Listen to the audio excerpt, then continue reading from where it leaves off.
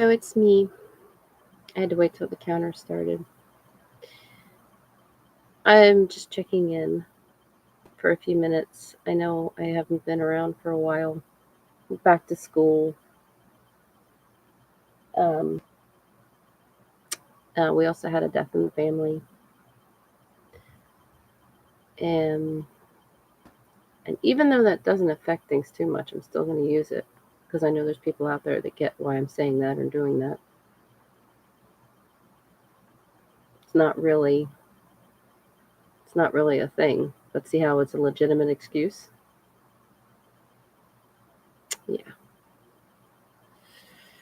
Um, I'm having a why should I day. I just talked to the doctor. That's why I'm online because I, you know, record those online. And trying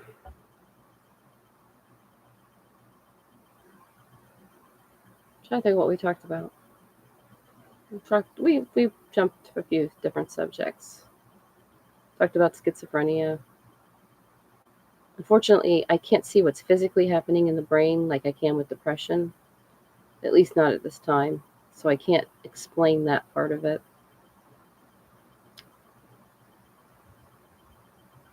But then again, why should I even research it? Why should I? I told the doc, I said, today is a why should I day. It's essentially the same thing that happens all the time because the brain, you look at a situation and you think, well, why should I? And the brain usually comes back with a reasonable answer, something that makes sense, and then you're able to do it.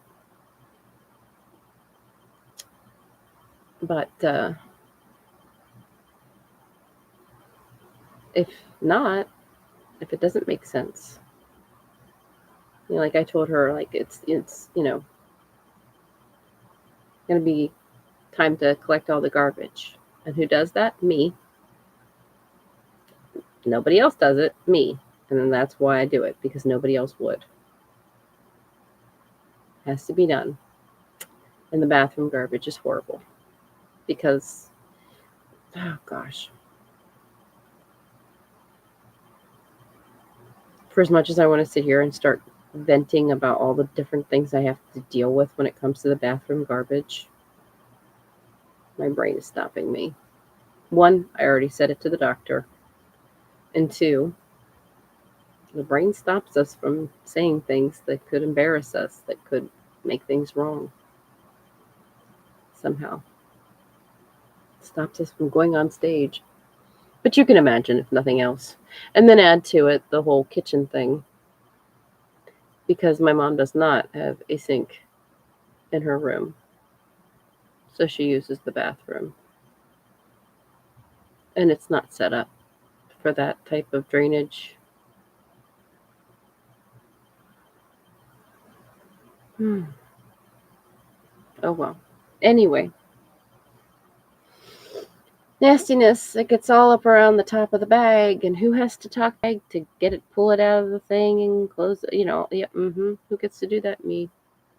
So my brain is saying, why should I? Now, one of the reasons I say that it's the why should I is because it's arguable. The brain can argue at this point.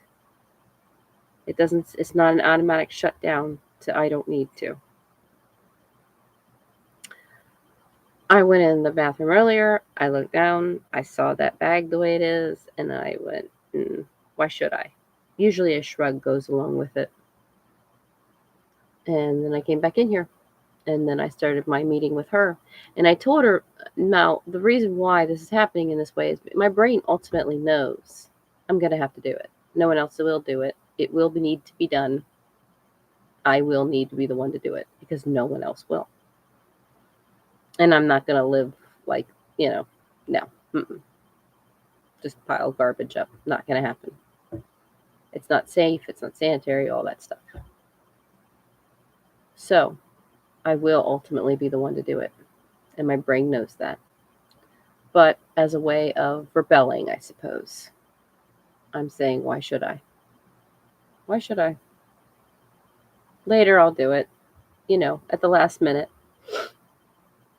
I can't remember what she said, but I said, well, that's like procrastination. They go hand in hand. I didn't say that to her. I forgot to tell her about that part. Oh, still not comfortable talking, I can tell, because of all the anxiety sweating.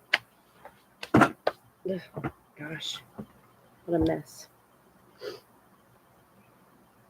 Doesn't matter how much deodorant you put on, anxiety sweating is just, oh,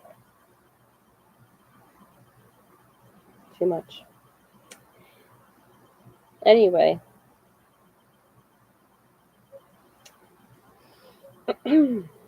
she did ask me if I felt that schizophrenia could be hereditary. So I'm not sure about that one. Because again, I don't know what's physically happening in the brain. But with depression, I do believe that's a possibility. Not necessarily hereditary, but I believe during um, the pregnancy, if everything the mom goes through, the baby goes through, like adrenaline bursts, medicines, food, all that stuff. It all comes to the baby through the blood, right? Well, when we get depressed, that gets in our blood. Um, I don't know if there's any physical sign of this or not, but I know a lot of times people, when they're depressed, they talk about how their limbs feel too heavy, their arms, their legs, they just feel heavy. I could see that possibility, even if it is invisible, where there's depression or whatever, however you want to look at it chemically, flowing through the veins. Well, if that's the case, then is it possible that during pregnancy, let's say the mom experiences an overwhelming sense of grief or something, like say one of her parents is in a car accident and they die. Well, even though after a couple days the mom makes sense of it and she moves on or whatever, however, okay, um, that moment that hit the child's brain, that developing brain, through the bloodstream, doesn't make sense. It's overwhelming. It's an oversurge. What it kind of reminds me of is when my sister got the mold poisoning because the person who did remediation on her bathroom didn't tell her, hey, you should probably be out of the house. They didn't do things properly, as I understand. Even though they work for a company where they do this stuff, this is what gets me. Um, they didn't do it properly. Not the proper ventilation. They wore a mask, but they didn't tell my sister to wear a mask. And so all of a sudden, the mold just throughout the house, and my sister got this overshock of mold. And I say that because, you know, you go in the bathroom and your body, without realizing it, you come in contact with mold. You smell it. You're coming in contact with the mold, but it's a small amount, so to speak, and so your body is fighting it off the way it's supposed to. But when it's overwhelmed like that, it can't fight it off the same, and they can't make sense of it. It was like this over attack, and they can't make sense of it. Well, I can see that possibility when it comes to a developing baby all of a sudden being attacked by this overwhelming whatever chemical, whatever you want to call it, just hitting them, and it doesn't make sense, just out of nowhere. So, and I said that because you know there's childhood cancer. These children that are born and they had nothing happen to them necessarily in their life that really could cause, like an event wise, really could cause this cancer out of nowhere to happen. Now, could it be hereditary, or could whatever? These things happen. I do understand that. But one other possibility that could be causing that could be where the mother experienced that situation like I said, and there's this overburst, and now the brain is left with this. Where did that come from? It's left with a question that it needs to make sense of. And so that child is born with depression already, not even knowing it.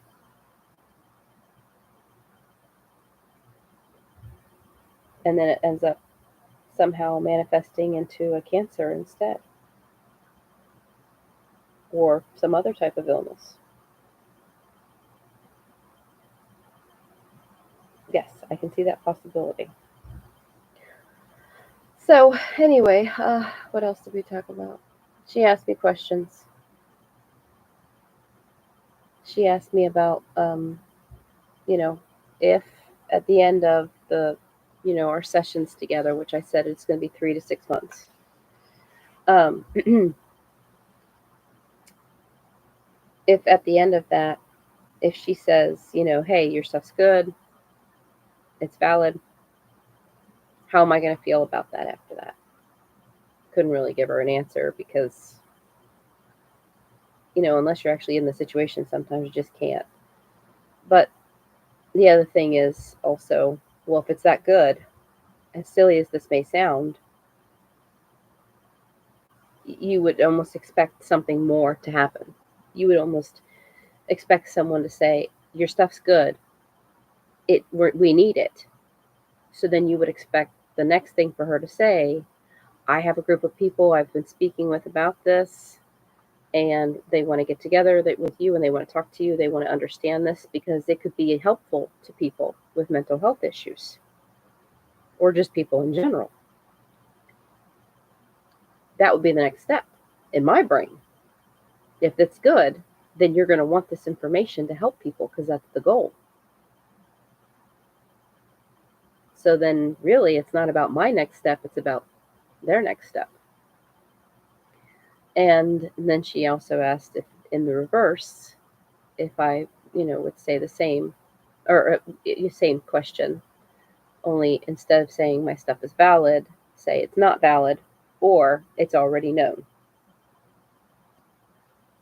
What would I do at that point? Well, I told her it's kind of like a checklist I have. First of all, I don't think, no matter what anybody says, I'm going to be able to stop it completely because my brain just knows it knows. I just know stuff. I just do. I can't, it's not conceitment, it's not hope or dream. I just do.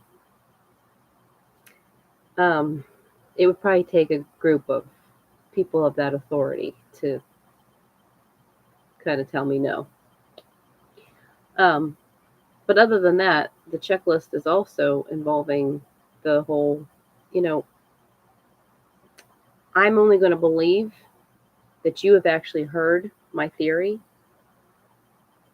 enough to be able to make a decision on if it's good or not good, if you can say my theory back to me. If you can somehow take a situation and apply it to that situation. If you can use other words to say it back to me. Show me that you actually understand the theory before you can say it's no good or not. So again, I say the ball ends up in her court because I would have to know that before I could actually agree, okay, maybe I don't know what I'm talking about, or something along those lines. That's the only way my brain would be able to agree to that, is if I knew for a fact that she had actually not just listened, not just heard, but listened, and not just listened, but could also apply it herself. So that's that's not the extent of the conversation. I'm trying to remember what all we talked about. I know there's some other stuff. Oh, trusted parent. We talked about that because over the weekend I went to go visit my dad's friend, and while talking to her, I found out that she doesn't, her daughter and her granddaughter do not have anything to do with her, and she doesn't understand why. Because out of the clear blue, one day everything's, fine, so to speak, and then and the next, nothing. And the grandmother, the woman I talked to, she had been watching. She was very close to her daughter growing up. She was a single parent, and she was very close to the daughter growing up. And then when the granddaughter came along, she wasn't just close to her, she was actually living with her. The granddaughter was living with her grandmother until about the age of 11 or so, when the mother got married, and or actually she was already married. She didn't have the child living with her because of work. I don't know, whatever reason. Um, Sounds a little selfish to me, which tells me something very functional is going on. Well, I figured out what's going on. If I'm not mistaken, I'm pretty sure I figured out what's going on. Why the daughter just suddenly turned on her mother. Not sure why the granddaughter is, unless it's a little tricky. I can see the possibility, especially if she's more functional minded. She's just doing what she's supposed to do, kind of thing. But anyway, the reason why is very possible.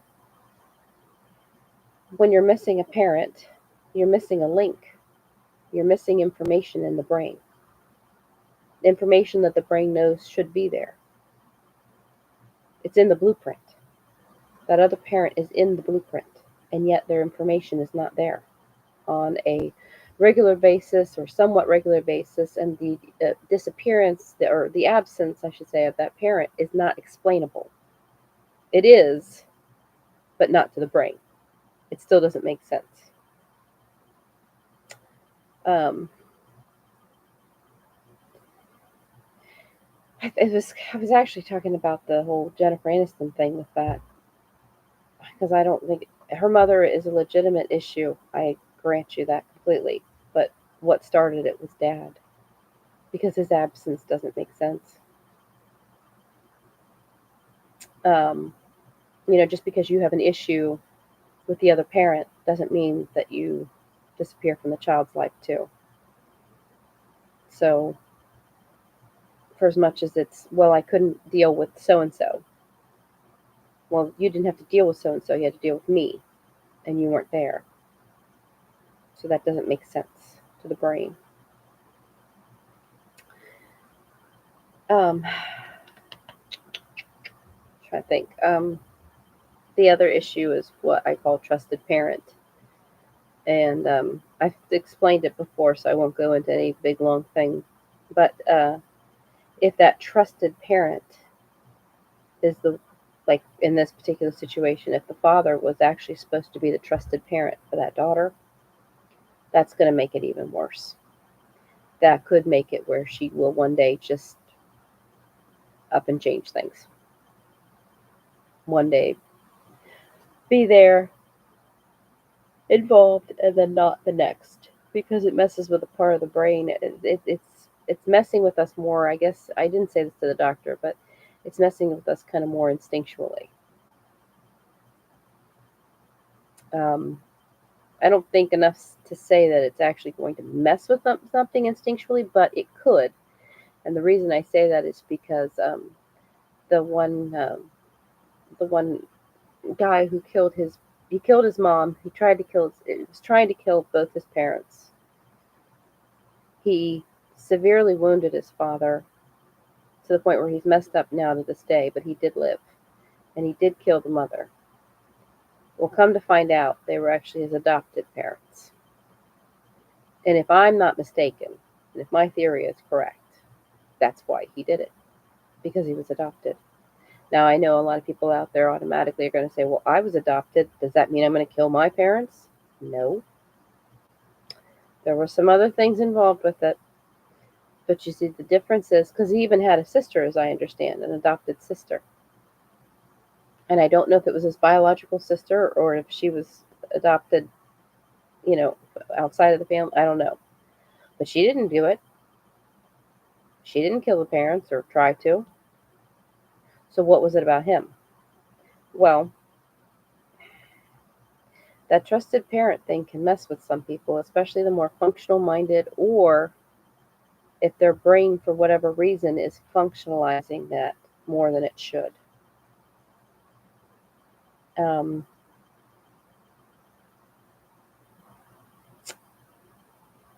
it's tricky. It's kind of very, very tricky, but I can almost see it in people sometimes when they show the live coverage of him in the courtroom. I could see it. I could feel it. The questioning in his brain, never getting an answer. Just because you tell somebody they were adopted isn't always enough information. Just because you tell them why they were adopted isn't always enough information. Sometimes. Sometimes it's enough.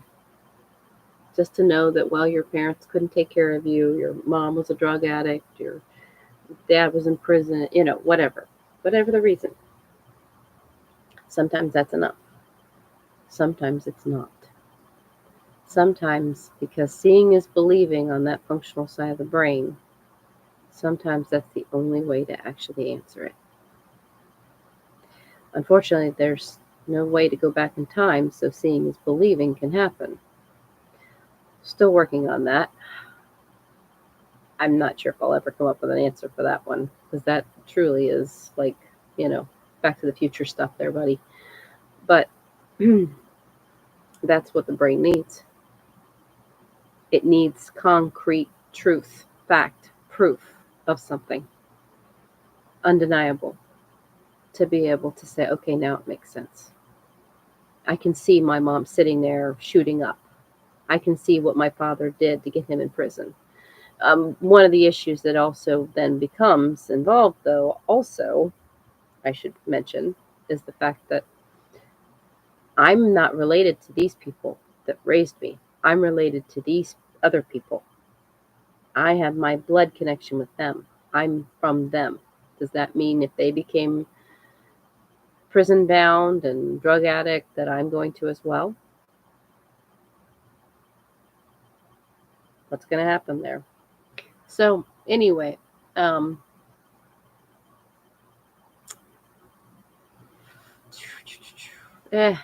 enough for now.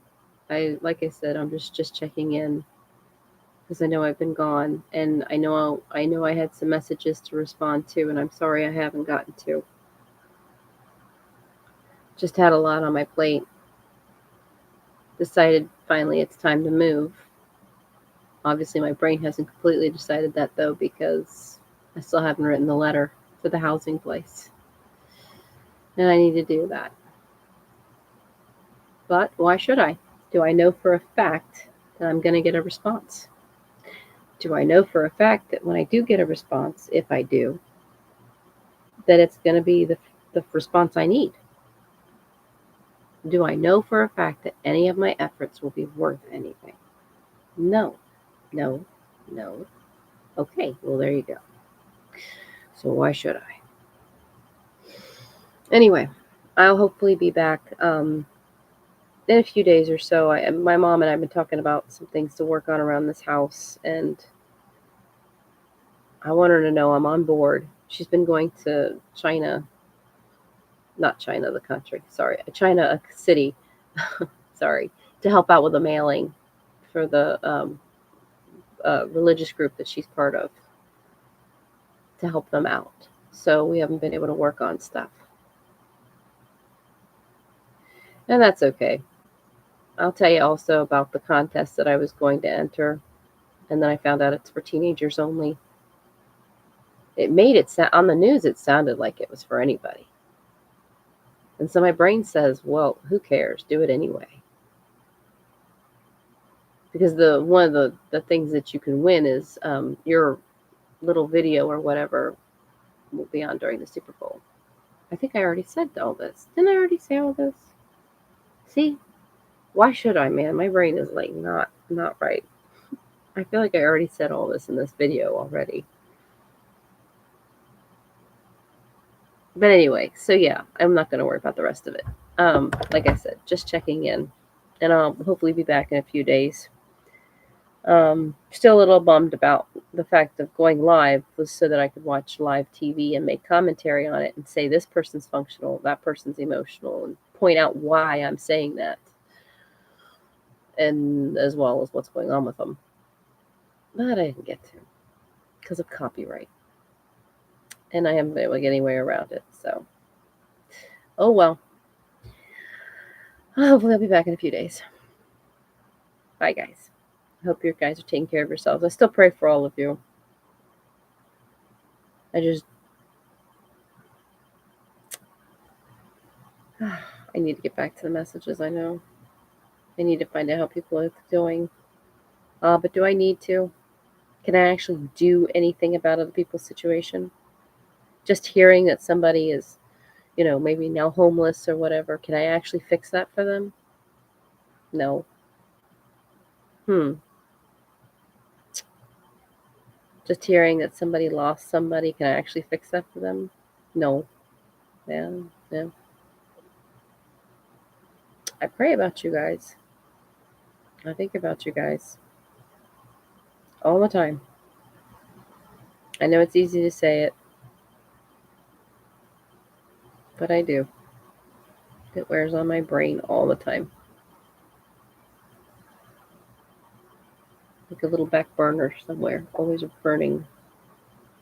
Anyway, I'm getting silly.